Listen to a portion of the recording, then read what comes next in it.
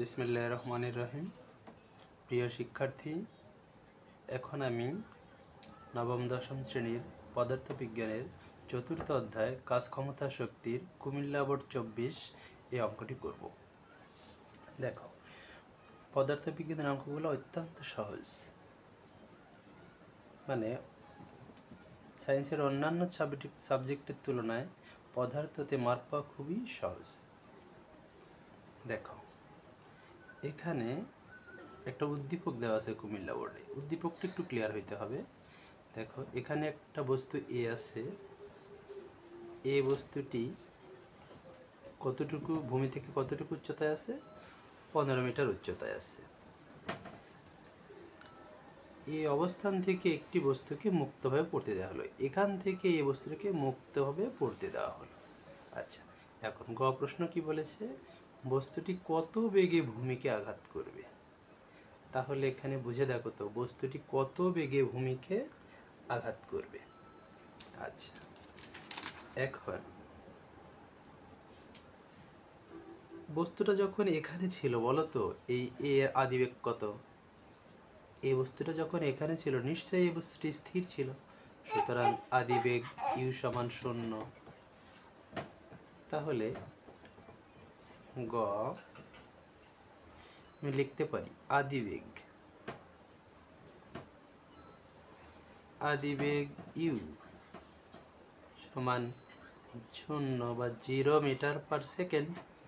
আর কত বেগে ভূমিকাঘাত করবে, তাহলে এটা আদিবেগ। যখন এই বস্তুটা এখানে পড়ে যাবে, তাহলে এই বেগটা নিশ্চয়ই শেষ বেগ, আর সেই বেগটা এখানে চাচ্ছে যে কত বেগে আঘাত করবে। তার মানে শেষ বেগ ভি ইকুয়াল হোয়াট? এখন তাহলে আমাদের আদিবেগ আছে, শেষ বেগ বের করতে হবে। আর এখানে কি তথ্য আছে? আর একটি তথ্য আছে, সেটা হলো উচ্চতা। উচ্চতা এইচ সমান কত?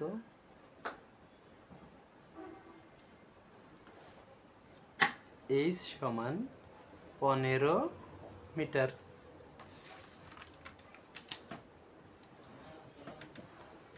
এখন যখন কোনো বস্তু উপরের থেকে নিচে পড়ে, তখন অভিকর্ষ ত্বরণ জি কাজ করে। তাহলে আমরা জানি অভিকর্ষ ত্বরণ, যে কোনো বস্তু যখনই উপরের থেকে নিচে পড়বে, সেখানে অবশ্যই ত্বরণ থাকবে, এবং সেই ত্বরণটা হলো অভিকর্ষ ত্বরণ, এবং এর মানটা 9.8 মিটার পার সেকেন্ড মুখস্থ রাখবে। তাহলে এখন আমাদের দেখতে হবে ইউ, ভি, এইচ আর জি, এই চারটা দিয়ে কোন সূত্র আছে। দেখো, এই চারটা দিয়ে একটি সূত্র আছে, সেটা হলো কি? আমরা জানি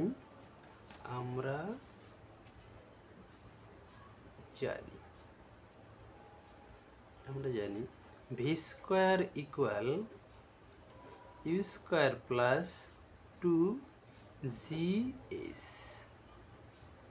অর্থাৎ আমরা গতিতে পড়েছিলাম সূত্র V square equal U square plus 2AS, কিন্তু এখানে যখন বস্তুটা উঁচুতে থাকবে, তখন এটা হয়ে যাবে জি, আর এসটা হয়ে যাবে এইচ। এই কারণে যখন কোনো বস্তু উপরের থেকে নিচে পড়ে, তখন সূত্রটা হয়ে যাবে V square equal U square plus 2GS। এখন বলো, আমাদের কি বের করতে হবে? ভি। তাহলে ভি স্কোয়ার ইকুয়াল আদিবেগ কত ছিল? 0 স্কোয়ার প্লাস 2, জির মান কত? 9.8। বলতে এইচ কত? 15। বা ভি স্কোয়ার ইকুয়াল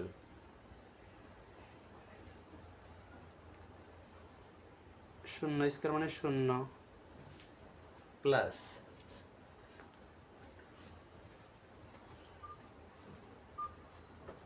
তাহলে 2, 9.8 আর 15, এটা গুণ করো।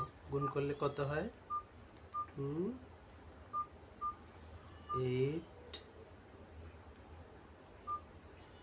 গুণন 15, তাহলে 294। কত হলো? 294। বা ভি স্কোয়ার ইকুয়াল আমরা লিখতে পারি 294, বা ভি ইকুয়াল √, এই স্কোয়ারটা কি রুট হবে 294, তাহলে কত হবে 17.146 মিটার পার সেকেন্ড অ্যান্সার। এটা হলো গ। এর পরবর্তীতে দেখো ঘয়ে লেখা আছে পরন্ত অবস্থায় বস্তুটির কোন অবস্থানে বিভব শক্তি যান্ত্রিক শক্তির অর্ধেক হবে। এই কথাটা মনে রাখবে। চতুর্থ অধ্যায়ে অনেক অঙ্ক আছে বোর্ডে যেটা এই ধরনের প্রশ্ন আসে যে কোন অবস্থানে বিভব শক্তি যান্ত্রিক শক্তির অর্ধেক হবে। এখন আমি ঘটা যেভাবে করব, যতগুলো প্রশ্নে বিভিন্ন ভাবে প্রশ্ন থাকতে পারে, যেমন কোন অবস্থানে বিভব শক্তি যান্ত্রিক শক্তির দ্বিগুণ হবে, 3 গুণ হবে, সমান হবে, এমন থাকতে পারে। যেই প্রশ্নই থাকুক আমি এখন যেভাবে করব তোমরা এই নিয়মটা ফলো করবে, তাহলে ইনশাল্লাহ অনায়াসে অঙ্কটা পারবে।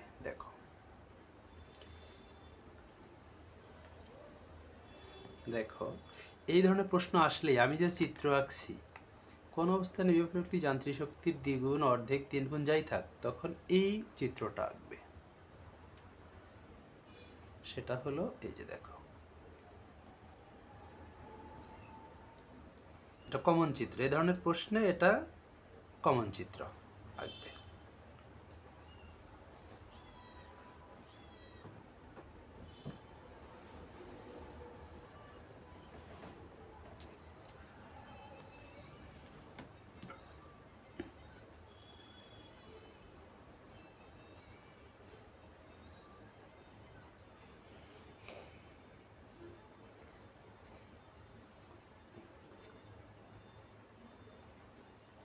দেখো এখানে দিবে এ, এখানে দিবে বি, আর এখানে দিবে সি। এখন দেখো এই পুরো উচ্চতা ছিল কিন্তু 15, পুরো উচ্চতাটা 15। এখন এখান থেকে এটুকুর উচ্চতা 15। আমি যদি বি থেকে সি এক্স ধরি, তাহলে বলো তো এ বি কত হবে? নিশ্চয়ই 15 মাইনাস এক্স। তাহলে কোনো অঙ্কে যদি উচ্চতা 15 না থেকে 30, 40, 50 যাই থাক, আমরা এইটুকু ধরবো এক্স, আর এইটুকু কি হবে? যদি 40 থাকে 40 মাইনাস এক্স, 20 থাকলে 20 মাইনাস এক্স। তাহলে এখানে যেহেতু পুরো উচ্চতা কত 15, তাহলে এইটুকু এক্স হলে এইটুকু কত হবে? এর থেকে বি 15 মাইনাস এক্স। এখন দেখো কীভাবে এটা করবে? বিসি যদি 5 হইতো, তাহলে বলো তো এবি কত হইতো? 15 মাইনাস 5। তাহলে বিসি যে 5 বা 10 আমরা তো জানি না, এই জন্য ধরেছি এইটুকু এক্স। সুতরাং এবিটা কি হবে? নিশ্চয়ই 15 মাইনাস এক্স। এখন এই কথাটা লিখবে। মনে করি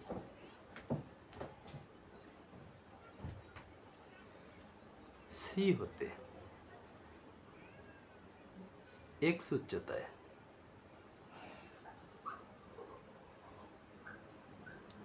বি বিন্দুতে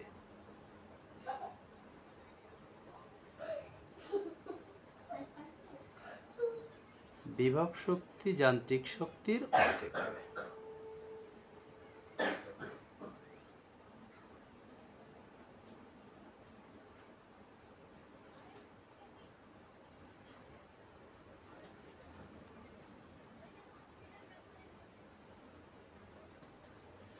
অর্ধেক হবে। তাহলে এখন দেখো তো এইখান থেকে কথাটা দেখো, যে মনে করি সি হতে এক্স উচ্চতায় বি বিন্দুতে বিভব শক্তি, তাহলে এখন আমরা এই যে লিখেছি না বি বিন্দুতে বিভব শক্তি যান্ত্রিক শক্তির অর্ধেক হবে। এখন আমরা বি বিন্দুতে বিভব শক্তি বের করব। বি বিন্দুতে বিভব শক্তি,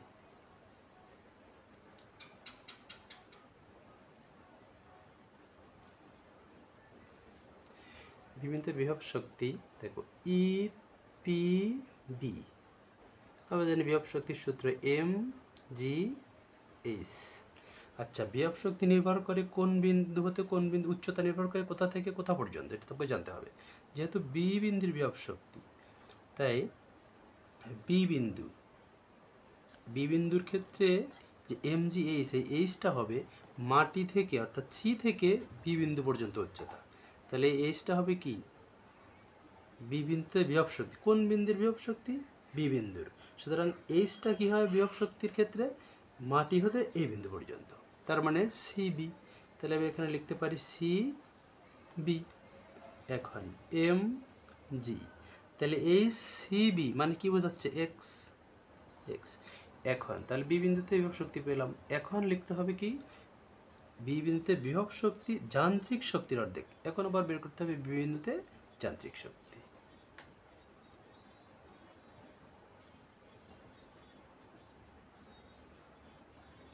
বি বিন্দুতে যান্ত্রিক শক্তি, যান্ত্রিক শক্তি মানে মোট শক্তি।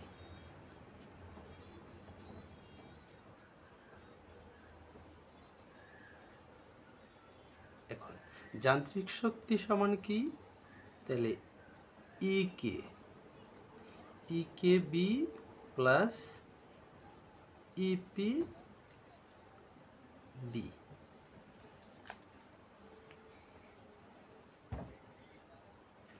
অর্থাৎ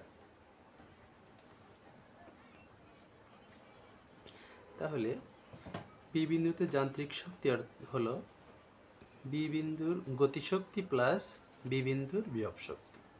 এখন এই গতিশক্তিকে ই কে বি আর বিভব শক্তিকে ইপিবি দ্বারা প্রকাশ করা হয়। যেহেতু বি বিন্দুর যান্ত্রিক শক্তি, তাই ই কে বি মানে বি বিন্দুর গতিশক্তি প্লাস ইপিবি মানে বি বিন্দুর বিভব শক্তি। এখন ই কে মানে কি, half M V square plus E P কি, এম জি এস। তাহলে কোন বিন্দু বিভব শক্তি, এটি হচ্ছে বিভব শক্তি কোন বিন্দুর, পি বিন্দুর। তাহলে এইচটা কি হবে, পি বিন্দুর এইচ মানে মাটি থেকে এই বিন্দু পর্যন্ত, তার মানে কি হবে বিসি। একটু ক্লিয়ার হও, দেখো বি বিন্দুর বিভব শক্তি এম জি এইচ, বিভব শক্তির বেলায় উচ্চতা নির্ভর করে মাটি হতে ওই বিন্দু, তাই এইচটা হলো কি বি থেকে সি, অথবা সি থেকে বি লিখলেও হবে। এখন হাফ এম ভি স্কোয়ার মানে কি, U square plus two G H. এই এইচটা কিন্তু গতিশক্তির এইচ, যেহেতু এটা গতিশক্তির এইচ, তাহলে বস্তুটা কোথা থেকে পড়তেছিল, এর থেকে পড়েছে কোন বিন্দুতে, যেহেতু বি বিন্দুর গতিশক্তি, তাহলে এখন উচ্চতা ধরতে হবে এর থেকে বিতে, কারণ এই যে এটা হচ্ছে গতিশক্তি, আর এইচটা কার গতি, এইচটা হচ্ছে তোমার এর থেকে যে বিতে পড়লো এই উচ্চতা এখানে হবে। অর্থাৎ গতিশক্তির উচ্চতা হবে যেই বিন্দুতে সে পড়লো উপরের থেকে সেই বিন্দুর পর্যন্ত উচ্চতা। সেই ক্ষেত্রে আমরা এইচটা কি লিখবে এখন, এ বি। আচ্ছা, প্লাস কি হলো এম জি এইচ বিসি, বিসিটা কি দেখো তো, এক্স। এম জি আমি বিসি লিখলাম, এক্স আর লিখলাম না, দেখো। এখন হাফ এম, ইউ এর মান কত, 0, কারণ এখানে যখন ছিল আদিবেগ কি 0, plus two G H A B লেখো, plus M G H B C. এখন হাফ এম, যেহেতু কোনো মূল্য নেই, তাহলে two G H A B plus কী হবে, এম জি এইচ বিসি। এই টু কাটো, তাহলে কি হলো, M G H A B plus M G H B C. এখন বলো তো এম জি কমন নাও, তাহলে কি থাকলো, H A B plus H BC. আচ্ছা, এখন একটু ফলো করো, তাহলে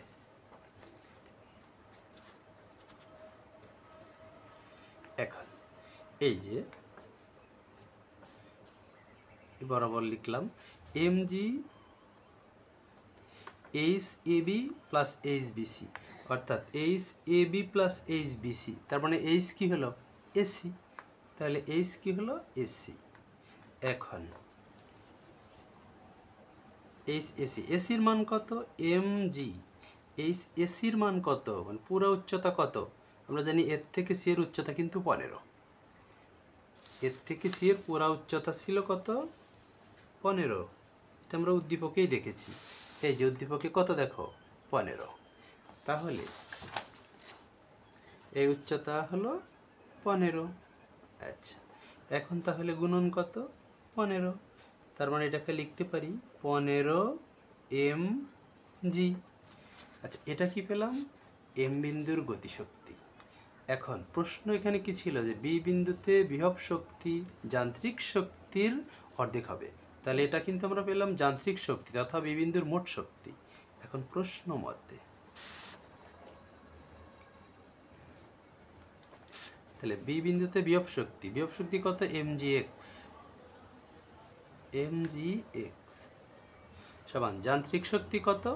এই যে যান্ত্রিক শক্তির অর্ধেক হবে, তো যান্ত্রিক শক্তির কত? হাফ অফ, অর্ধেক মানে হাফ, কার? 15 mg। এখন বা এ পাশে থেকে mg, এ পাশে থেকে mg বাদ দাও, তাহলে x সমান কি? হাফ গুণন 15। তাহলে x সমান কত? 15কে 2 দ্বারা ভাগ দিলে 7.5 মিটার। অর্থাৎ আমরা বলতে পারি যে সি হতে কত উচ্চতায়? 7.5 মিটার উচ্চতায় বি বিন্দুতে বিভব শক্তি যান্ত্রিক শক্তির অর্ধেক হবে। অ্যান্সার। আশা করি অঙ্কটা বুঝতে পেরেছো।